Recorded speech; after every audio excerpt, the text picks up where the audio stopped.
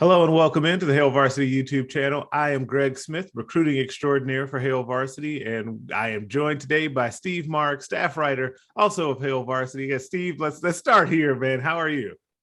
I'm doing good. I'm doing really good. A lot better than some people, I guess, right now in Husker Nation. But yeah, we can get into it. But yeah, I'm doing good overall. Good. I'm glad you were doing well. I think our days kind of took a little bit of a turn more than we thought they would, or in a different direction today, as we are here to discuss the kind of the big news of the day for Nebraska football, and that is defensive lineman Casey Rogers has entered the transfer portal. Yes, multiple places have confirmed it at this point. Hail Varsity has confirmed through multiple channels now that Casey has entered the transfer portal with intentions to transfer. I guess I should say up front that we've seen this before. I guess rarely where guys come back, right? Like we have seen that. So I guess the door is still technically open, but as of right now, Casey Rogers, defensive lineman, leading the program. I want to start here. Steve, your first reaction when you saw this news was what? Yeah, so my first reaction was I thought back to what you just mentioned with Beldarius Payne, where he entered his the outside linebacker from formerly of Nebraska. He entered his name into the transfer portal, but then took it out and returned to the program. So it is possible that these guys can enter their name, look around a little bit, and then come back to the portal because it's been done before. But if Casey does end up staying in the portal and kind of looking what his other options are, boy, what a massive hit to Nebraska's defense that is. I'm just trying to think of the depth problems. I mean, Nebraska came into the spring with all sorts of problems on the interior D line in terms of depth behind Casey Rogers and Ty Robinson. Now you subtract Casey Robinson from that equation, and now there's just Ty Robinson right there all alone as kind of the lone guy who's played Big Ten football and done well, and he has a lot of experience. But it's the Big Ten. Teams like to run it. You need more guys. You need more bodies there. Nebraska does not have that right now. I don't see. You're just going to have to rely on a lot of unproven and young guys who are going to be kind of thrown into the fire here. And again, with Nebraska living in the portal era as we are right now, they've been taking a hard look, trying to find some more bodies there. But boy, they need to ramp it up right now. There's just not a lot of bodies right now. So yeah, that's just where my mind went. Is the depth was thin before, and it's even more thin now, and it's just kind of a major glaring problem right now with Casey Rogers entering the transfer portal. Yeah, it's exactly the wrong position for the conference that they're in to have these types of issues. And it was the wrong position to start, like when they entered spring with even the potential of still having Rogers, even though he, didn't participate in spring, kind of rehabbing an injury, and he was expected to return and be a mainstay in the lineup. It's really difficult. Like, I don't know what other way to say that other than I like your point though about the young players that are on the roster. And we got to see, or I guess I was going to say we got to see a heavy dose of them in spring. We didn't get to see a heavy dose of them in spring. We didn't see practice. We saw a solid amount of them in the spring game, and we heard a lot about those guys. And it was almost, if we were talking to defensive coaches, I feel like it was basically a daily question or a weekly question of how are those young defensive linemen coming along for Nebraska, because everyone knew that that's going to be a key to this season. And so to then lose one of the two that you really felt good about, and you have at least seen play in Big Ten football and perform, albeit he was out there kind of inconsistently because of injury, Casey Rogers was, but still, you're not going to find many fans that say that they weren't counting on him to be a big role or have a big role this season. That's a huge deal.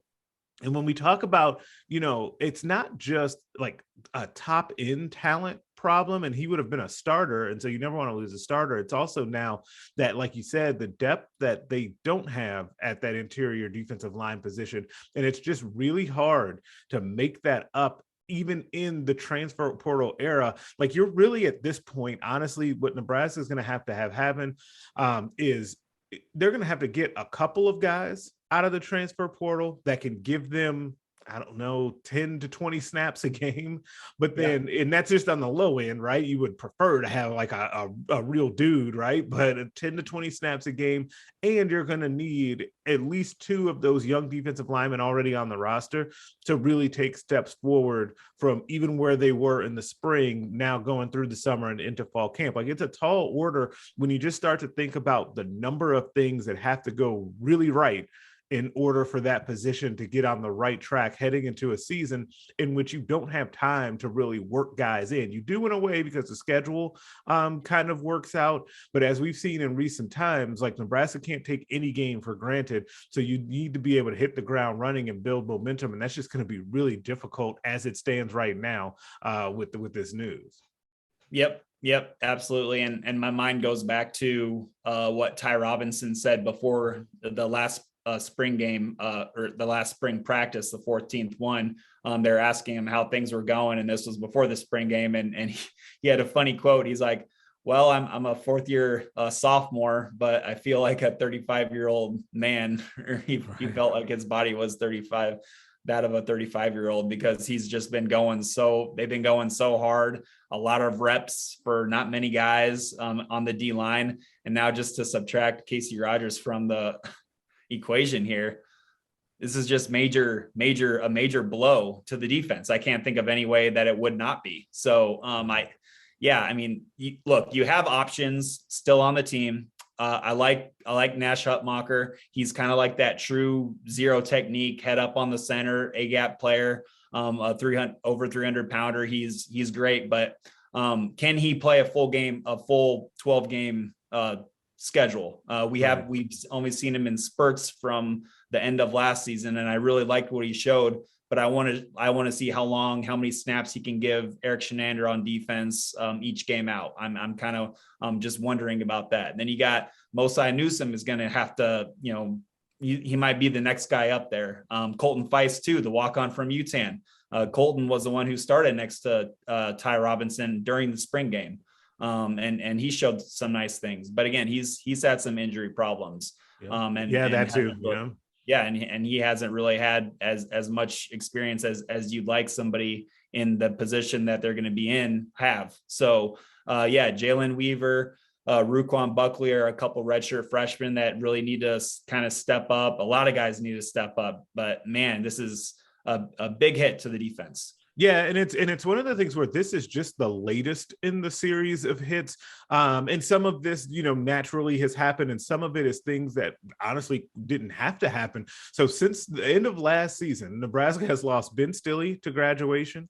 They've lost DeAndre Thomas to graduation, but he did have an extra season that he could have come back for. Damian Daniels left for the NFL draft, or to try his hand at the NFL draft, and he had the ability to come back as well. Jordan Riley went into the transfer portal. Jordan Riley, and then now Casey Rogers is in the transfer portal, and then Feldarius Payne is kind of in that mix too, because while he was listed as an outside linebacker, he bounced back and forth right during his. He was a bigger dude. He was a 260-pound guy who could probably help out. And he could have at least played a little bit of like kind of what we assume that Garrett Nelson is going to be doing with his hand in the dirt a little bit more.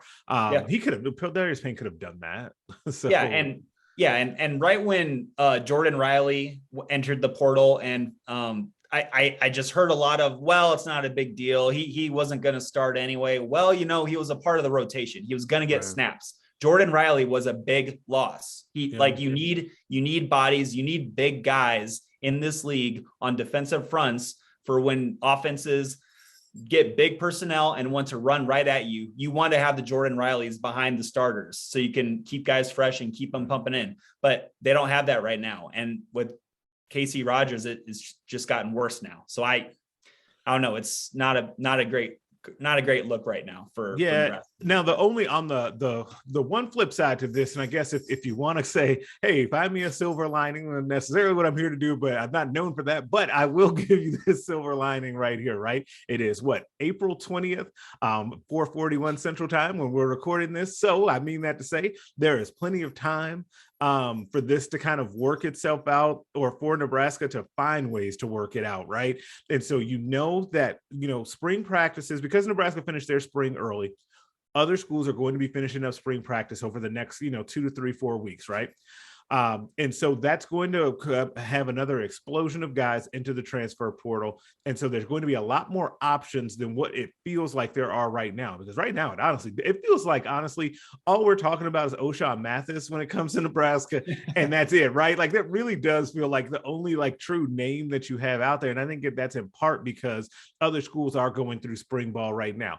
You have that kind of bucket to be able to pull more guys from. And then you also do have, and I want to keep mentioning this, the guys that are on the roster right now, it like it was a golden opportunity for them this spring. It is another big time opportunity for a lot of those guys that we just mentioned to say, okay, before I was kind of a backup player, a scout team player, and I was just out here lifting weights and trying to really find out what it was like to be a college student athlete. Well, now I know that I'm going to have to be counted on. So a couple of those guys are probably going to go about their business a lot differently this summer, knowing that they have a real shot to be counted on. And so maybe that produces some good results for Nebraska. We'll see. But we know that either way, there has to be some changes at that position group, because it's going to be really difficult for Nebraska to have the type of improvement they need to have in the Big Ten this year with being so thin on the defensive line. You can picture it now with teams just lining up to run the football at Nebraska, and they're going to face some really good run offenses this year, as they always do in the Big Ten.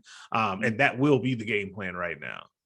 Yeah, I mean, if I'm an opposing offensive staff looking at Nebraska's defense and the 7 big time contributors that they lost, and looking at the D-line depth, I'm absolutely putting some big people on the field and going right at them. Yeah. And so I know that Steve, you just had an article that went live a few days ago about guys in the transfer portal, I guess, were there that could come, that could help the team in the interior defensive line. And that was even ahead of this news. Were there any names that really stuck out to you?